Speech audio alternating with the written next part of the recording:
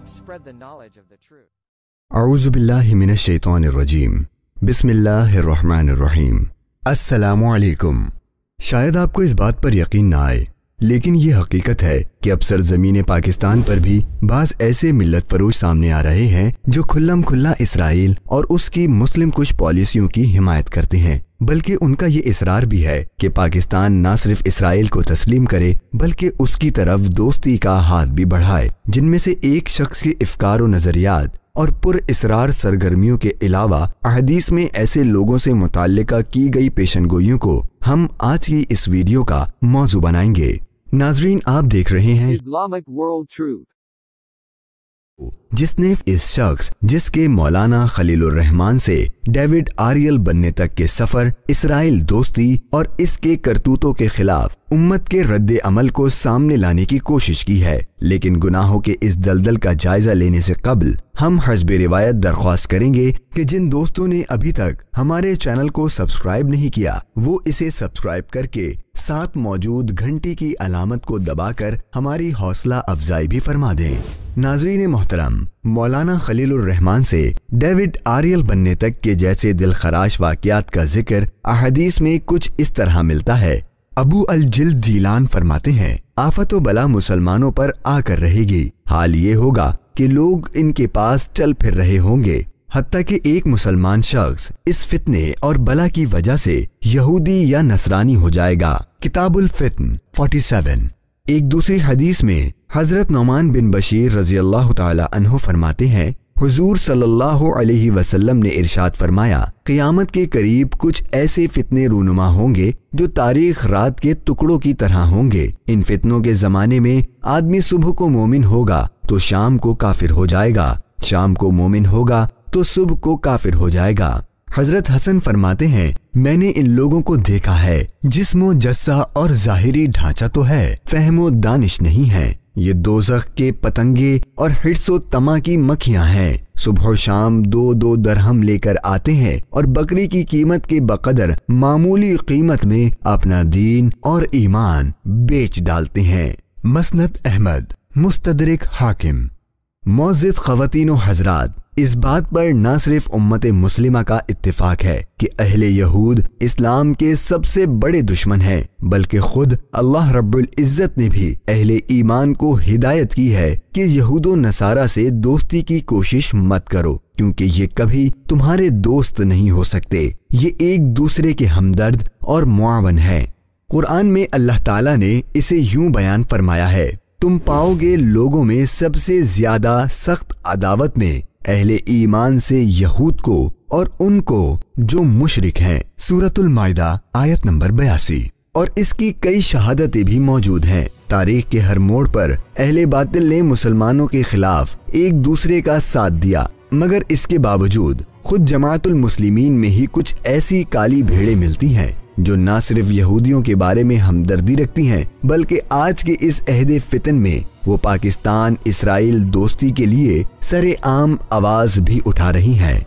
मोहतरम नाजरीन, दुनिया में इस वक्त 2 ही रियासतें अपना वजूद रखती हैं जो कि किसी मखसूस नजरिए की बुनियाद पर वजूद में आई, जिनमें एक इसराइल और दूसरा पाकिस्तान है, जिनकी बुनियादी फिक्र और नजरियात में शर्क व गुर्ब का तजाद पाया जाता है। और पाकिस्तान ही शायद वो वाहिद मुल्क है जिसके पासपोर्ट पर भी वाज़े अल्फाज में तहरीर मौजूद है कि ये पासपोर्ट सिवाय इसराइल के हर मुल्क के लिए कारआमद है। साहिबाने खबर बेहतर जानते हैं कि इस वक्त यहूदी मकासिद के सामने सबसे बड़ी दीवार भी यही मुमलिकत खुदादाद है, जिससे ताल्लुक इस्तेवार करने के लिए अहले यहूद अपनी हर चाल आजमा चुके हैं। और अब उन्होंने खुद मुसलमानों में से ही ऐसे अफराद को खरीदना शुरू कर दिया है जो दज्जाल के इन चेलों की राहें हमवार कर सकें। और उन्हीं में ये एक शख्स भी शामिल है जिसने न सिर्फ WSD के नाम से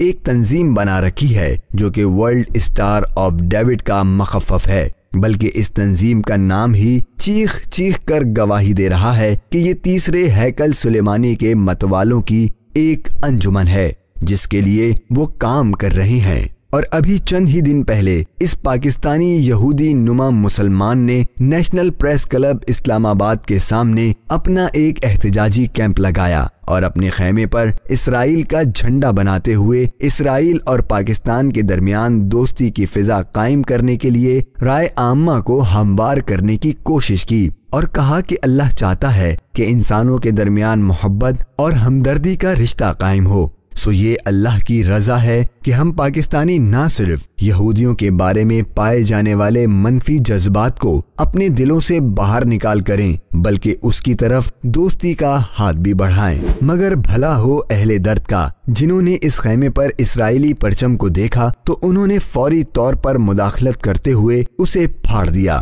لیکن اس کی ویڈیو اور پیغام سوشل میڈیا پر وائرل ہو گیا۔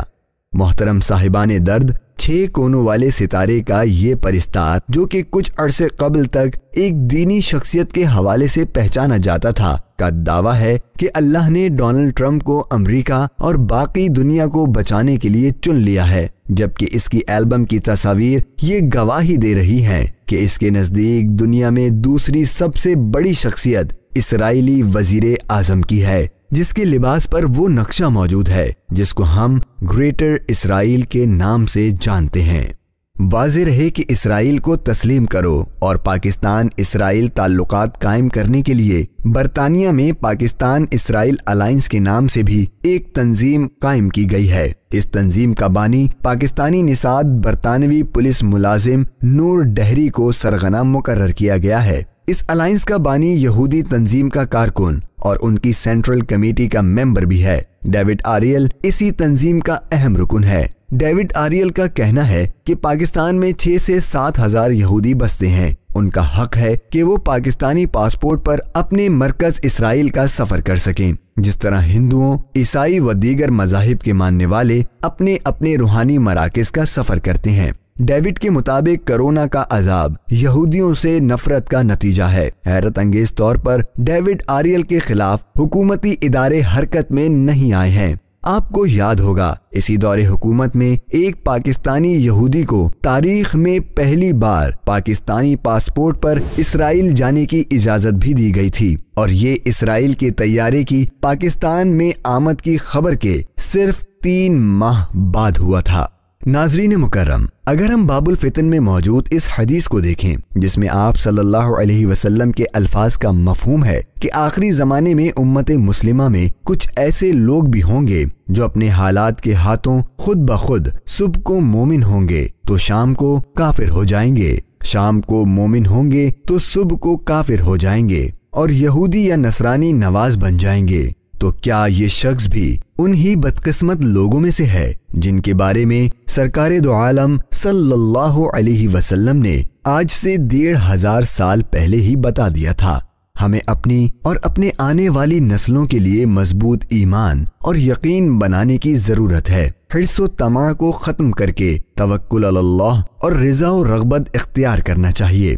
آج کل سب سے بڑا فتنہ مال و دولت کا ہے۔ دجال کا بھی ہمارے خلاف سب سے بڑا ہتھیار یہی ہوگا، جس کے بابت حضور نبی اکرم صلی اللہ علیہ وسلم نے فرمایا، میں یہ باتیں اس لیے بتا رہا ہوں کہ تم ان کو سمجھو اور سمجھاؤ، ان کو یاد کرو اور ان پر عمل کرو اور اپنے آنے والی نسلوں کو بتاؤ، اور ہر شخص ایک دوسرے سے یہ باتیں بیان کرتا رہے، کیونکہ اس کا فتنہ بہت سخت ہوگا۔ لہٰذا ان سب باتوں کی روشنی میں تم اس سے بچنے کا طریقہ اختیار کرو۔ الفتن، نعیم بن حماد۔ اگر ہم نے آج سے اپنے ایمان کی فکر نہ کی تو خود سوچ لیں جب دجال اعظم آئے گا تو ہمارا کیا حال ہوگا۔ اللہ تعالی ہمیں اس پرفتن دور میں ایمان پر قائم رکھے، آمین۔ نیز اس موقع پر امت مسلمہ اور خاص طور پر پاکستانی حکومت کی کیا ذمہ داریاں بنتی ہیں، اس بارے میں ہمیں آپ کی آراء کا انتظار رہے گا۔